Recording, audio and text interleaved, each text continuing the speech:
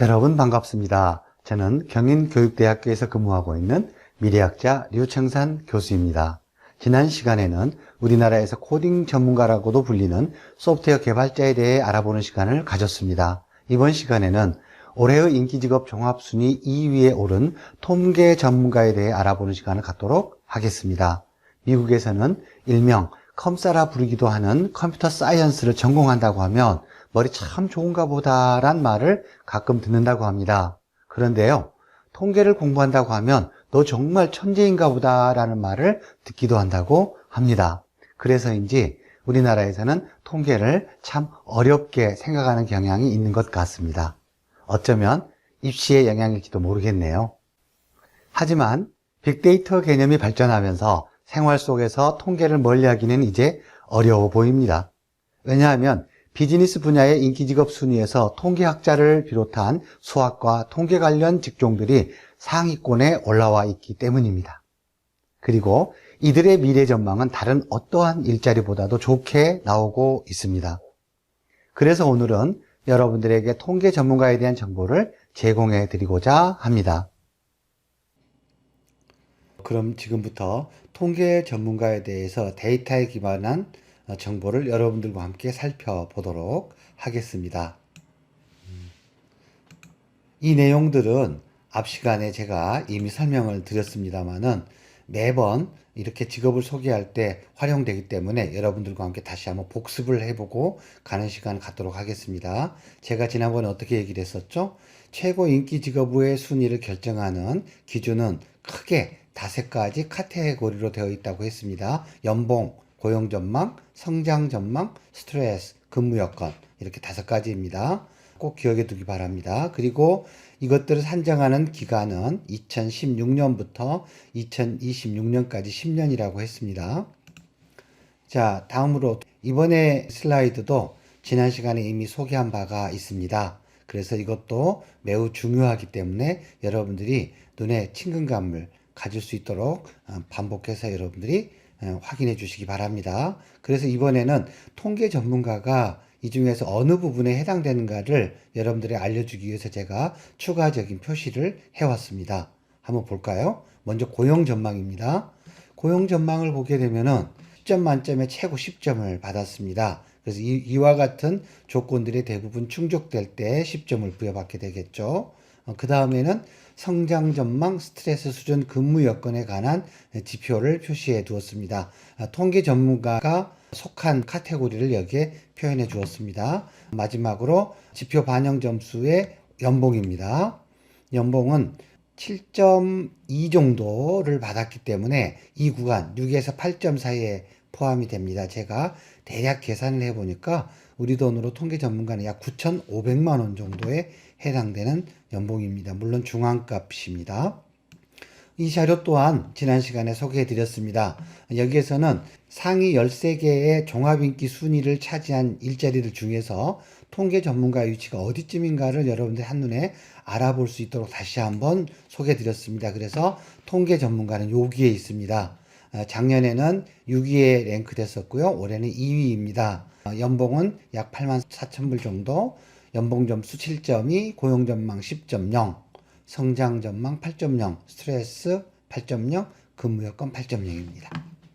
자, 이번에는 통계 전문가의 순위 정보를 한번 살펴보도록 하겠습니다. 미국의 최고 일자리 종합 순위에서 2위를 했고요. 그 다음에 미국의 최고 융합 일자리 스템 분야에서도 2위를 했습니다. 정말 중요한 건 여기에 있습니다. The Best Business Jobs에서는 1위를 했습니다. 아마 제 개인적인 생각으로는 빅데이터가 우리 생활 속으로 깊숙이 파고들음에 따라서 통계가 빅데이터를 통해서 우리 생활과 밀접해지는 이 일자리에 대한 수요가 폭발적으로 증가하고 있는 건 아닐까 하는 생각을 해봅니다. 그래서 한번 지난 10년 동안에는 어떠한 순위를 부여받았는가를 확인해 보았습니다. 그랬더니만 2009년부터 2019년까지 거의 대부분 10위권 안에 있었습니다. 그런데 2012년과 2013년에 10위권에서 20위권 사이로 약간 뒤로 주춤하는 경향이 있었습니다. 그런데 이 기간을 제외하고는 거의 대부분이 5위권 안에 있었다라는 걸 알 수가 있겠죠. 그래서 순위 중앙값을 보면은 10.5 정도 됩니다. 2012년과 2013년 때문에 중앙값이 뒤로 밀리긴 했습니다만은 대략적으로 이 2012년과 13년에 이러한 이변이 없었다고 가정한다면 5위권 안에 계속 안정적으로 있었던 그런 직업이구나라는 점을 알 수가 있겠습니다. 그렇다면 통계 전문가는 어떤 일을 하는 사람일까요? 한번 간단하게 정리하고 부연 설명을 해드리도록 하겠습니다. 먼저 첫 번째로 통계 전문가는 사회의 아날로그적 현상과 우리의 생각을 디지털화하여 인류에게 좀 더 유용한 가치를 창출해내는 사람이다. 이렇게 설명을 하고 있습니다. 여기에서 사회의 아날로그적 현상이 뭘까요? 아날로그라는 것은 우리 인간이 가지고 있는 감각기관, 즉 시각, 청각, 미각, 촉각 등과 같은 이러한 어떤 감각기관을 통해서 감지할 수 있는 정보들을 한마디로 통칭해서 아날로그적 현상이다 이렇게 얘기를 합니다. 그런데요, 디지털화 한다라는 말은 무슨 말이냐면은 단지 우리가 감각기관을 통해서 수집할 수 있는 정보들을 단지 0이나 1과 같은 이진법의 숫자로서 변환시켜서 체계화시킨다라는 뜻입니다. 그런데 이러한 것들 대부분은 컴퓨터 전문가들만 하는 걸로 그렇게 인식이 되어 왔었는데요. 빅데이터가 실시간으로 우리 생활 속으로 침투해 들어옴에 따라서 아날로그 현상을 디지털화하는 과정에 컴퓨터 프로그래머는 물론 통계 전문가의 활동 역량이 훨씬 더 적극적으로 확대되고 있다라는 그러한 반증이다라고도 할 수가 있겠습니다. 두 번째로는요. 통계와 빅데이터는 결정적으로 의사결정을 위해 데이터를 이용하는 분야입니다. 자, 이 말은 무슨 말이냐면 우리는 태어나서 죽을 때까지 끊임없이 의사결정을 반복하면서 살아갑니다. 그러한 의사결정 중에서 치명적으로 잘못된 결정을 하게 될 경우 우리는 생을 마감하게 될지도 모릅니다. 현재 우리가 아직도 건강하게 생존하고 있다는 것은 어쩌면 우리는 지금까지 내려온 결정들이 비교적 합리적이었다. 그리고 나의 생존에 긍정적인 영향을 주고 있었다라고 판단할 수가 있겠죠. 그런데 이렇게 생명에 치명적인 영향을 주지 않더라도 우리가 살아가는 데 있어서 경제적으로나 시간적으로나 막대한 피해를 줄 수 있는 잘못된 판단, 의사결정이 있을 수가 있습니다. 바로 통계와 빅데이터는 그러한 우리의 삶에 있어서 치명적인 악영향을 미칠 수 있는 잘못된 판단을 최소화하고 합리적인 판단을 할 수 있도록 도와주는 데 결정적인 역할을 한다라는 그런 의미가 이 정의에 포함되어 있습니다. 다시 한번 정리해보면 통계와 빅데이터는 의사결정을 위해 데이터를 이용하는 분야이다라는 뜻이죠. 그리고 그러한 일을 하는 사람들을 통계 전문가라 한다. 그런 얘기가 되겠습니다. 자, 서양인들은 이런 얘기를 하기도 합니다. 다른 사람들의 보이지 않는 부분에 대해 늘 호기심을 갖는 것에서부터 통계는 시작된다. 이런 얘기를 말이죠. 이것이 바로 눈에 보이는 아날로그적 현상을 우리가 눈에 보이지 않는 생각과 같은 디지털화하는 과정을 풀어서 설명한 건데요. 왜 서양인들은 이와 같은 표현을 통계에 빗대하느냐를 하나 예를 들어서 설명을 드리도록 하겠습니다. 그 이유는요. 미국의 싱글홈 단독주택들을 가보면 거의 대부분 백야드라는 데가 있습니다. 그런데 그 백야드는 지나가는 길에서 잘 보이질 않습니다. 왜냐하면 가족들이 파티를 하거나 여러 가지 야외 활동을 할 때 또는 풀을 만들어서 수영을 한다라든가 이런 부분들은 프라이버시의 문제이기 때문에 지나가는 사람들의 눈에 쉽게 띄어서는 안 되겠죠. 그래서 집 뒤쪽에 아늑하고 은밀하게 이렇게 백야드를 만들어 놓는 게 일반적입니다. 그러다 보니까 이처럼 다른 사람들이 지나가면서 쉽게 저 집의 사람들은 무엇을 하고 있을까라는 상상을 하지만 실제 우리의 오감으로 확인할 수 없는 공간을 빗대어서 이렇게 표현도 하고 있는 것 같습니다. 자, 이번에는 통계 전문가의 지표 점수를 한번 살펴보도록 하겠습니다. 물론 앞에서 개괄적으로 보여주긴 했습니다만 여기서는 통계 전문가에 집중해서 한번 보도록 하죠. 연봉은 7.2 정도입니다. 약 9,500만 원 정도. 고용 전망은 10점 만점에 10점. 현재 지표라고 했는데 아주 높죠. 그러하기 때문에 현재 대학생들 또는 고등학교 수험생들 같은 경우도 이 직업을 한번 지원해 보면 후회하지 않을 걸로 봅니다. 실업률은 1% 내외로서 노는 사람이 거의 없다라는 겁니다. 이 통계 관련 대학만 졸업하면은 놀래야 놀 수가 없다라는 뜻이 되겠죠. 그 다음에 성장 전망을 보면 이것은 미래 지표인데요. 이것은 고용 전망에 비해서는 다소 낮다고 평가를 하고 있습니다만은 성장 전망에서 8.0이면 매우 우수하다라고 평가를 하고 있습니다. 매년 20에서 30% 사이의 증가율을 보여주는 일자리들에 대해서 8.0을 부과하고 있기 때문입니다. 스트레스 수준도 대단히 낮다라고 나와 있고요. 근무 여건도 좋다라고 나와 있습니다. 종합 점수는 8.2점으로서 2019년도에는 두 번째로 높은 점수다라고 할 수가 있겠습니다. 자, 이번에는 고용 성장률 전망에 대해서 한번 먼저 알아보고 직업 만족도를 이어서 알아보도록 하겠습니다. 자, 한눈에 알아볼 수 있도록 제가 또 표를 준비했는데요. 일자리 창출 부분에 있어서 절대적인 개수는 프로그래머, 즉 소프트웨어 개발자 또는 코딩 전문가에 비해서는 절대적인 숫자로는 작습니다. 하지만 증가율이 매우 높다라는 뜻이죠. 왜냐하면 고용 성장률이 무려 33.8%나 된다는 것입니다.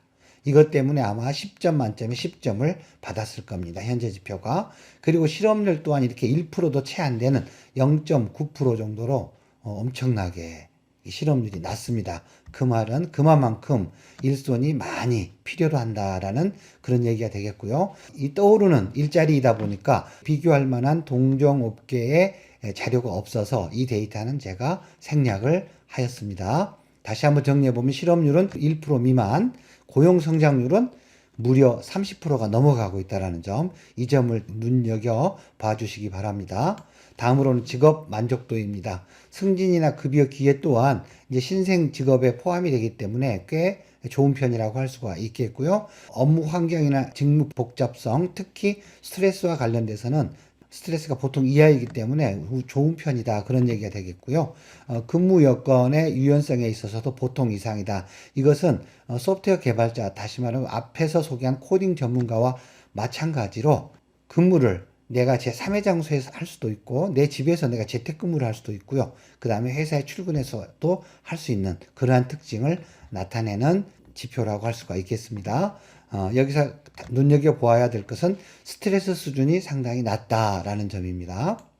자, 이번에는 연봉 분포에 대해서 한번 살펴보도록 하겠습니다. 앞에서도 설명했듯이 통계 전문가의 중앙값, 평균 연봉은 약 84,000불 정도 됩니다. 그리고 하위 25%에서 상위 25%까지의 경계값을 보면 64,000불에서 약 108,500불 정도로 되어 있어요. 전체 종사자의 절반 정도가 이 정도의 임금을 받는다는 것입니다. 그러니까 우리 돈으로 약 7천만 원에서 약 1억 2천만 원 정도, 7천만 원에서 약 1억 2천만 원 정도 사이의 연봉을 전체 종사자의 50%가 받고 있다는 뜻이고요. 전체 종사자의 하위 25%는 64,000불 미만인데요. 이건 크게 걱정할 필요가 없습니다. 왜냐하면요, 이 부분의 임금에 해당되는 대부분의 사람들은 대학을 졸업한 초임자이거나 5년 이내의 초임자이거나 아니면은 대학을 졸업하지 않고 고등학교만 졸업하고 통계 전문가들을 보조하는 그런 어떤 일들을 하는 사람이 여기에 해당될 수 있기 때문입니다. 대부분의 통계 관련 대학을 졸업한 전문가들은 약 3, 4년만 취업 후 지나게 되면은 6만 불은 그냥 훌쩍 넘어가는 그런 직업이 되겠고요. 그 다음에 한 10년 정도만 꾸준히 근무하게 되면은 가뿐히 10만 불을 넘어가는 연봉을 받을 수 있다는 점을 더불어 알려드립니다. 자, 마지막으로 통계 전문가와 관련된 주요 일자리들을 한번 비교 분석해 보도록 하겠습니다. 이 통계 전문가를 중심으로 했을 때 왼쪽에 있는 막대 그래프가 크죠? 높습니다. 여기 아래는 빨간색으로 표시해 놨는데요. 수학자, 컴퓨터 시스템 분석가는 통계 전문가보다 현재 높습니다. 반면에 조직 효율성을 분석하는 사람이거나 소비자의 행동을 분석하는 사람들에 비해서는 현재 연봉 체계가 높게 되어 있죠. 하지만 앞으로는 시간 문제가 될 것 같습니다. 왜냐하면요, 수학자나 컴퓨터 시스템 분석가들은 오래전 20세기부터 일자리로 자리매김을 했지만 통계 전문가는 21세기 들어오면서부터 본격적으로 두각을 나타내기 시작했기 때문에 아마 얼마 지나지 않으면 경쟁 일자리들을 제치고 아마 선두로 나가게 되지 않겠나, 저는 개인적으로 그렇게 전망을 해봅니다. 이번 시간에는 US 뉴스에 의해 최고 인기 직업 종합순위 2위로 선정된 통계 전문가에 대해 한번 알아보았습니다. 인류는 살아 숨쉬는 동안 끊임없이 의사결정을 해야만 합니다.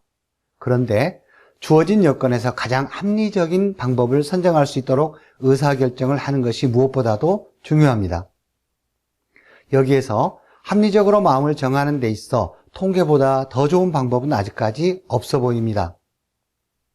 오늘 제공해드린 정보가 많은 청소년들에게 통계 전문가가 되기 위한 꿈을 꿀 수 있는 동기를 부여하는 시간이 되었기를 간절히 바라면서 이만 마무리하고자 합니다. 감사합니다.